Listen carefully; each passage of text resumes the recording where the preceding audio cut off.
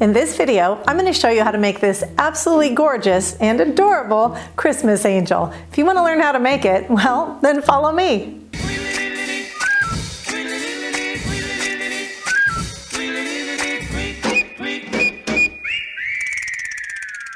What's up, Glue Dots? I'm Elaine, the Midnight Crafter, and am I ever excited about this video tonight, because this video is a collaboration that was put together by Josie at Life at 50 and Beyond, which some of you may already know her. She's amazing, but not only that, she has put together a group of amazing crafters, some of whom I followed before I was even into YouTube. So guys, I'm super excited. There's going to be a playlist down below in the description box that you can hit to see all of the crafters that are going to be involved in this. So some of the crafters that you, I'm sure, may know, and some you may not.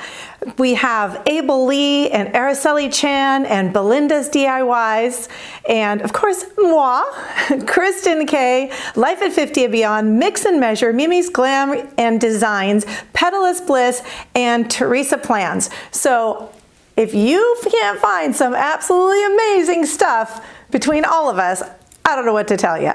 Anyway, before we get to that, I would love it if you join our Glue Dot family by hitting the subscribe button down below. And when you hit the bell next to it, it will let you know every time I upload a new video. Hopefully. Also, hit the like button if you're enjoying my videos and leave me a comment, because I love hearing from you. Let me know who your crafter that you learned about this video from is. Did that make any sense?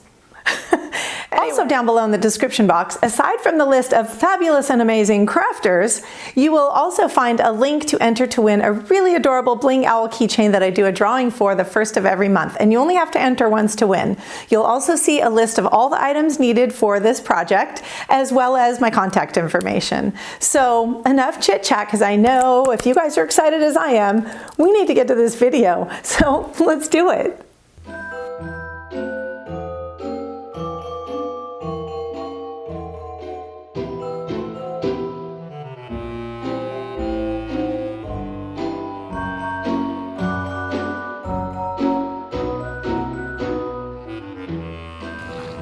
First thing we're going to be doing is removing this entire base using scissors or garden shears from Dollar Tree. I like to use the garden shears because I feel like they're a little bit sturdier and they are less likely to get ruined than your regular scissors are cutting through this wire.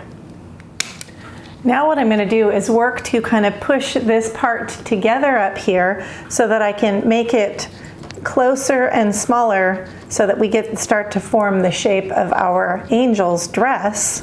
So we're just going to keep squeezing it together until it becomes narrow at the top. You can see it's starting to take its shape. I'm also going to kind of condense this together too, so we can get, instead of that bell shape that we're getting right now, so that we can get a little bit of a triangle shape. If you want to use some pliers or something to help you squeeze together these sections so that you're not trying to push them together like that, that's definitely an easier way to do it. When you've kind of finagled it into as close of a triangular shape as you can get, then what we're going to do, because we obviously need this still to be smaller, I like to cut on the seams, so I'm going to cut straight down the center, not completely through. So cut about halfway down, and then what we're going to be doing is overlapping these two parts so that we can get that top part to be smaller and get even more of that triangular shape with our basket here. You are going to have to keep still bending it and playing with it a little bit to get it to work. So we're going to do that on this side and attach these just by pushing some of these pieces in through the holes here and attaching them as you can, best you can.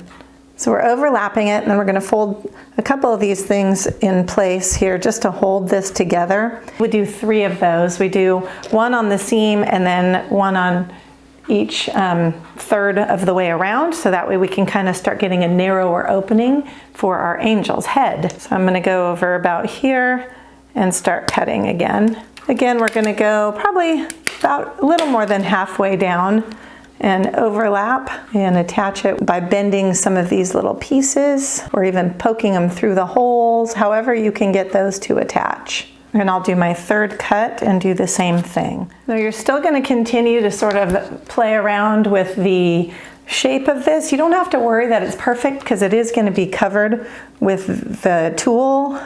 You may want to wear gloves while you're working with this in case there's any sharp points. But it is helpful also if you have some pliers that you can use to help with this, so you don't have to push down with your fingers as hard. So after kind of messing with it a little bit and doing some things and tucking those little ends in, I did end up using my little needle nose pliers here to do that because it made it a lot easier to grab some of those little tiny pieces and fold them around to hold it. So the next thing we're going to be doing is you're going to open up one of your packages of lights and put batteries in. Make sure they're working because you don't want to get your whole project done and find out that the lights don't work. That did happen to me one time.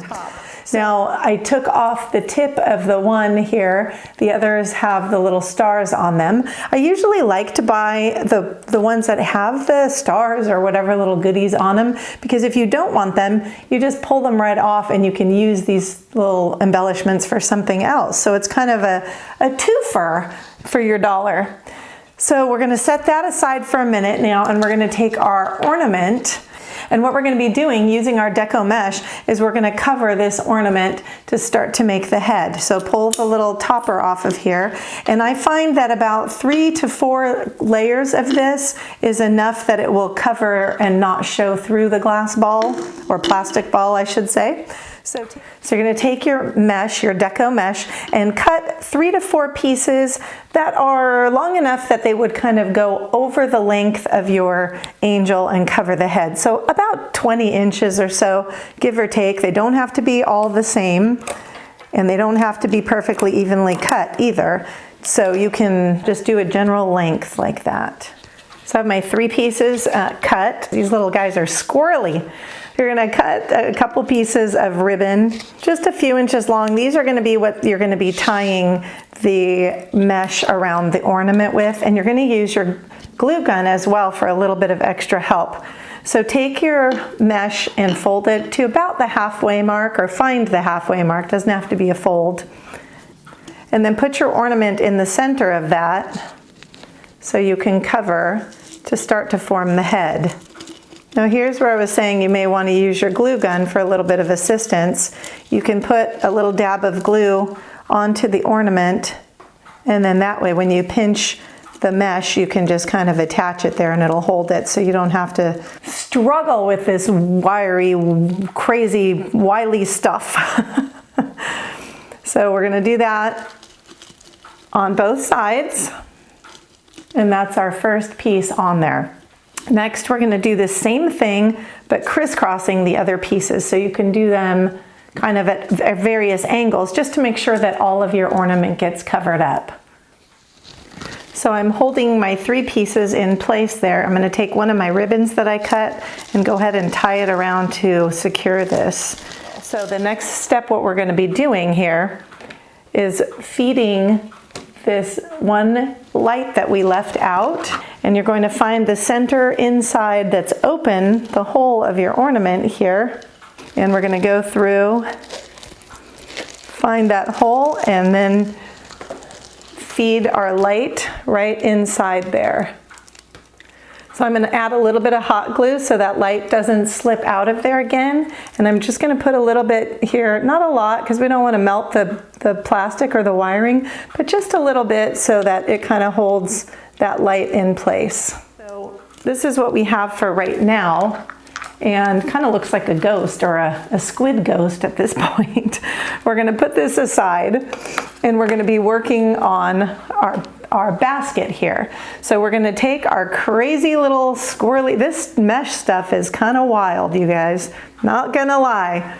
So you're going to take your mesh, and we're going to be gluing some of that mesh into place onto our basket here, and this is going to start making her dress. Measure pieces that are long enough to cover the length of the basket, and know that it is going to curl up a little bit, so make it a little longer than the length of your basket by at least a couple inches. And you're going to be cutting several pieces like that so that we can have them ready for the dress. Now those of you that are wreath makers, you guys are really used to using this stuff. I am not a wreath maker, so for me, You know, I'm having to kind of muddle along with it, and you guys probably know all the tricks. So if you do know the tricks, let everybody know. Put them in the comments section so that people can look up if you have some special tricks on how to work with this easily. I think some people use paper cutters or something, or the rotary cutters. So I'm going to go through and cut a bunch of pieces, 2 rolls worth. I'm going to finish off this roll and do at least 1 more roll of this, and we're going to see if that's enough to make her dress. So I have all my pieces cut. We're going to start by taking one of those pieces and attaching it up here at the top. I want to pinch this together, put some hot glue on it, and we're going to be attaching it to the top part of the basket here. Careful you don't burn yourself. That hot glue is going to be hot for a little bit, obviously. So if you have something that you can press that down with until it cools, that would be perfect. Because this is just going to curl up like that, we're just going to put a little dab of glue down at the bottom. Doesn't need much, just 1 little dot to kind of hold that in place. So we're going to go around and do that with most all of the pieces until you get it to the point that it has enough fullness that you like it. It's up to you. So put as much or as little as you would like. So my second piece, I've pinched it and I've put the glue. I'm going to be overlapping it a little bit so that it kind of overlaps on her dress and makes several different layers. Adds kind of some interest to it, almost like ruffles or something. So this is how it looks having gone around 1 time. So I decided to do 2 layers, and this is how it looks. So the next thing we're going to do is take the head that we put aside, and we're going to be feeding the battery pack down through the top hole. Let's get this top part trimmed a little bit. It's a little out of control up here. So just go ahead and trim that down, make it a little easier for you. Okay, so feed that battery pack through the top hole and feed all your lights down in there through as well, until you get to the end of it. And then we're just going to be kind of centering the head over this space here. And just going to add your hot glue around this top cut edge that you had, and add a pretty fair amount of that. And then place your angel head on there, straighten out the extra little pieces while that glue is hardening. And then go around on the outside now that we have it on there, and add a little bit of hot glue on this outside as well so that you can get that head pressed down and held into place. Now we're going to work on the angel's wings. So I'm going to give you a couple of different options. I purchased this roll of ribbon, which is 50 yards for about, I don't know, $8, $9 years ago from Costco, and it lasts forever. If you don't have a Costco, or you can't find this ribbon, or you can't find something similar at a good price, then Dollar Tree also has some beautiful ribbon. So you're going to need a piece about 2 feet long. It doesn't have to be exact. It's really going to depend on how long you want your angel wings to be. And for this style of wings, I'm just going to go ahead and take the pieces and fold them in, overlapping in the middle to make the size, whatever size wings I want. Pinch it together like you would just to make a bow, and then take a piece of your small ribbon that you have and use that to tie that together. So these are one option of wings. This is how those would look, which is really, really cute. So another option, Dollar Tree has these ornaments here that are doves, and they're sprinkled with glitter. They come in a 5-pack, so you can take one of these and create a wing out of this. And the way we're going to do that is by cutting off right here down at the bottom, cutting that tail off. Poor little birdie, we're cutting its tail off. And then we're also, even worse, we're going to cut its head off. So go ahead and do that with a good pair of scissors, and you're going to have this shape here. Do that twice. It's going to give you 2 wings.